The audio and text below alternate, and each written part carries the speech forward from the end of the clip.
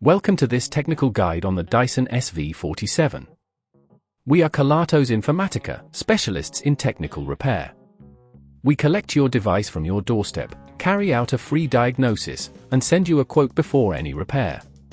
No phone calls, no trips to the shop. We are based at Calle Joaquín María López 26, Madrid. Convenient, transparent and professional. Link in the description. If your Dyson SV47 smells like burning when you switch it on, it usually indicates a problem with the motor or perhaps a clogged filter.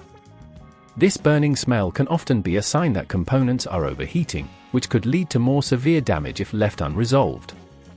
Ignoring this issue may not only affect the performance of your vacuum but could also result in a complete breakdown, necessitating a more costly repair. To fix this problem, you will need a few tools: a Phillips screwdriver, a flathead screwdriver, a replacement motor, and a pair of gloves for safety. To begin the repair, ensure your Dyson SV47 is unplugged. Start by locating the screws on the base of the vacuum. Carefully use your Phillips screwdriver to remove these screws, taking care not to strip them.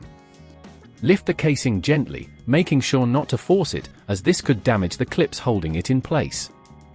Once you have access to the interior, locate the motor. You will see it connected to various wires.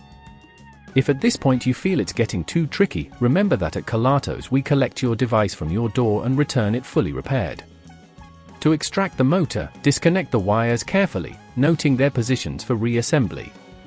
Remove any screws holding the motor in place using your Phillips screwdriver. Once these are removed, gently lift the motor out of its housing. Take your replacement motor and insert it into the same position, ensuring it fits snugly. Reattach the screws to secure the motor and reconnect the wires as per your notes. It's crucial to ensure that everything is connected correctly to avoid further issues.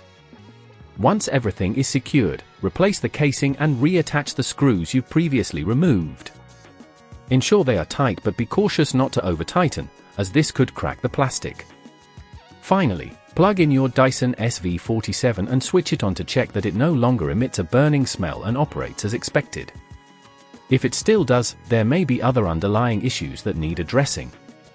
To prevent this problem from recurring, make sure to regularly clean the filters and check for blockages in the hose. Keeping your Dyson well maintained will help extend its life and ensure optimal performance. If you'd rather not risk damaging your device, at Kelatos we collect, repair and deliver back to your door anywhere in the UK. Link in the description.